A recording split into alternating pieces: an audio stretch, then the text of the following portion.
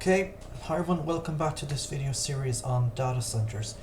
VTP modes of operation. Figure 11.1 depicts all different modes of operation within a VTP domain using NXOS server. This is the default mode for all Catalyst switches. You need at least one server in your VTP domain to propagate VLAN information throughout the domain. Also important, the switch must be in server mode to be able to create, add and delete VLANs in a VTP domain. VLAN information must be changed in server mode, and any change made to VLANs on a switch in server mode will be advertised to the entire VTP domain. In VTP server mode, VLAN configurations are saved in NVRAM on the switch client. In client mode, switches receive information from VTP servers, but they also receive and forward updates. In this way, they behave like VTP servers. The difference is that they can't create, change or delete VLANs. Also, none of the ports on a client switch can be added to a new VLAN until the VTP server notifies the client switch about the new VLAN, which is then added into the client's VLAN database. Also important is that VLAN information sent from a VTP server isn't stored in NVRAM.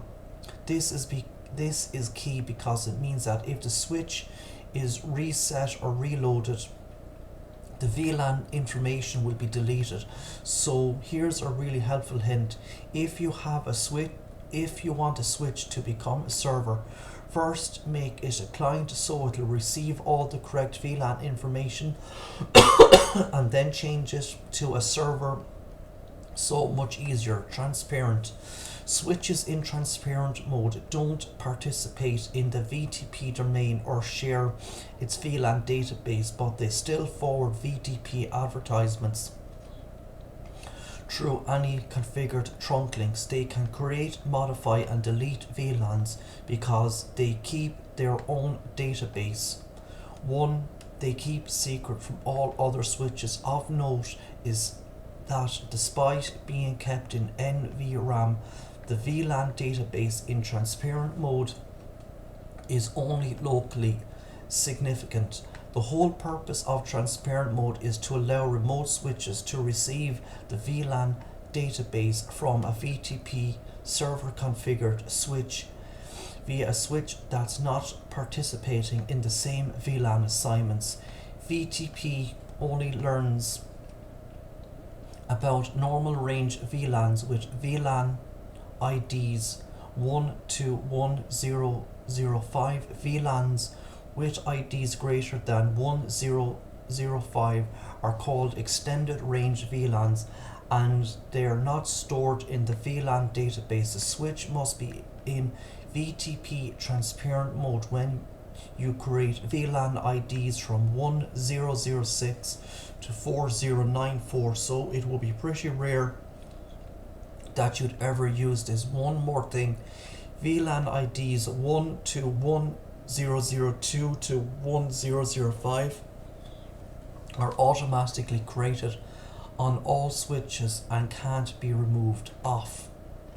The off mode in VTP is only in the newer version of NXOS and is an additional tool you can use with VTP. This is not available with iOS at the time of this writing. Off mode doesn't really turn VTP off as you would think, because the switch will still receive and store updates, but newer send them out trunk links. This is different than transparent mode, which just receives and forwards advertisement but does not learn from the updates. Basically, the off mode was created for your SNMP manager to monitor VLANs. Where do I get my VLAN and VTP databases?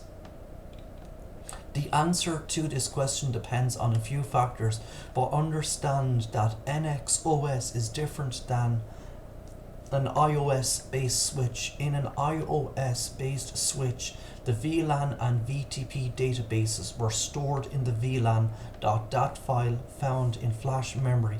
Deleting this file would set the VLAN configurations back to factory default.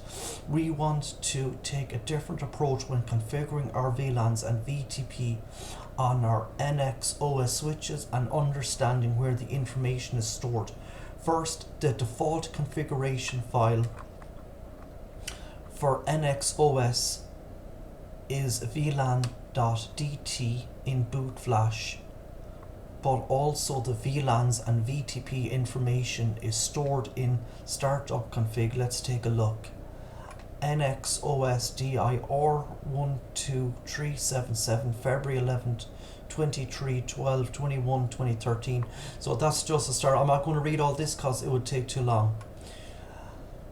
We can see from the preceding output that the VLAN.dat is indeed in boot flash, but what's different from an iOS switch is that the VLAN.dat file does not override the active configuration file, but instead mirrors the VTP configuration and the VLAN database in active configuration.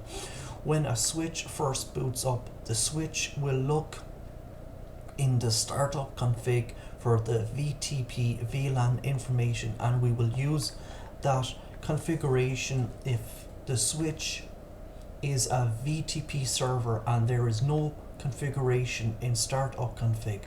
The server will get the VLAN database from the VLAN.dat file. If there is no VLAN.dat or the information cannot be retrieved, then a default configuration will be used.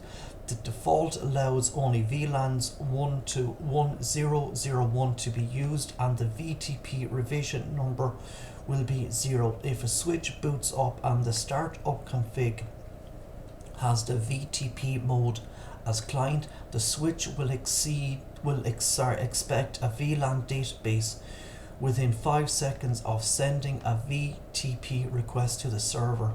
If an update is not received, it will use the VLAN configuration in the startup config until an update is received.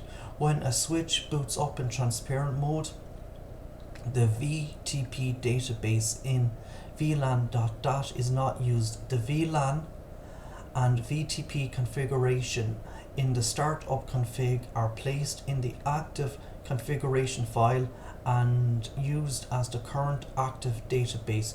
You can try to delete the VLAN.dat file as we do with iOS switches, but look what happens when I deleted the file. So you can see here from the output, the Cisco VLAN.dat file gets information from the current configuration. Deleting this file does nothing, and Cisco recommends in its documentation not to delete the file. Configuring VLANs, VTP and IVR. This may come as a surprise, but configuring VLANs is actually pretty easy. It's just that figuring out which users you want in each VLAN is not. But once you've decided on the number of VLANs you want to create and you've established a group of users you want to belong to each of them, it's time to bring your first VLAN into the world. To configure VLANs on a Cisco Catalyst switch, use the global config VLAN command. In the following example, I'm going to demonstrate how to configure VLANs on the S1 switch by creating 3 VLANs for 3 different departments. Always remember that by default VLAN 1 is the native administrative VLAN, and in the NX OS and the VLANs are stored in the configuration and copied to the VLAN.dat file. Let's take a look at the following output to see this in motion. Nexus 7K config VLAN question mark 1396740484093 VLAN ID 14094 ranges 151025719 access map configure a VLAN access map.1q IEEE 802.1q virtual LAN.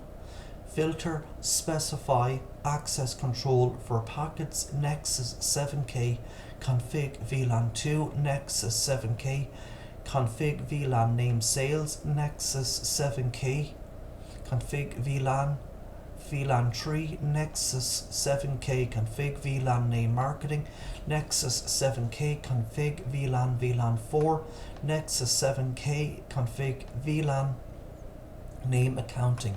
From the preceding commands, it appears that you can create VLANs and number them whatever you want to from 2 to 4094, but this is only mostly true. VLANs numbered above 1005 are called extended VLANs, and VLANs numbered from 3968 to 4047 can never be configured at all. To configure VLANs 1002 through 1005, you need to set your switch to transparent mode, but there is no value in using these VLANs. To get a clear picture of all that, here's what happens when I try to set my Nexus switch to reserved VLAN 1002 and VLAN 4000 while my switch is in VTP server mode.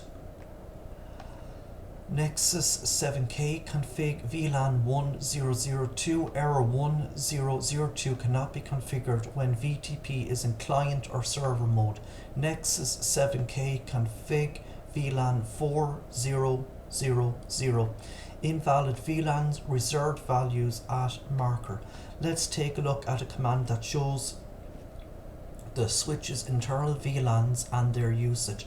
Nexus 7 SH VLAN internal usage, VLANs description 3968 4031 multicast 4032 4035 4048 4059 online diagnostic 4036 4039 4060 4087 eSpan 4042 satellite 3968 4095 current Nexus 7 hash. If you want to find VLANs that have been created within the extended range, you can use the command show VLAN brief, or the easiest one and my personal favorite, show VLAN summary. Nexus 7K SH VLAN summary, number of existing VLANs 7, number of existing user VLANs 4, number of existing extended VLANs 3. Okay, so once the VLANs have been created, you can verify your configuration with the show VLAN command, SH VLAN for short. Nexus 7K SH VLAN status ports 1 default active, ETH 3/20 3/21 3/22 3/23 3/24 3/25 3/26 3/27 3/28 3/29 2 sales active, 3 marketing active, 4 accounting active. Just so you know, the output you get could vary from what you see here depending on your specific switch's default behavior. For instance, Nexus 7000 switches default to layer 3 ports, and these ports won't show up as an available port for a VLAN. If you have layer 2 ports as demonstrated in the output you see here, those ports will be listed under VLAN 1 by default until you change the port membership. But my output is from a Nexus switch, not from an iOS based one, and this will display both trunk ports and access ports under each VLAN. So now we can actually see the VLANs we created. We can specifically assign switch ports to them, and even though each port can only be part of one VLAN, we can use trunking to make a port available to traffic from all VLANs. So I'm going to leave it here today for this video. If you like listening, please consider like, sharing and subscribing. Thank you.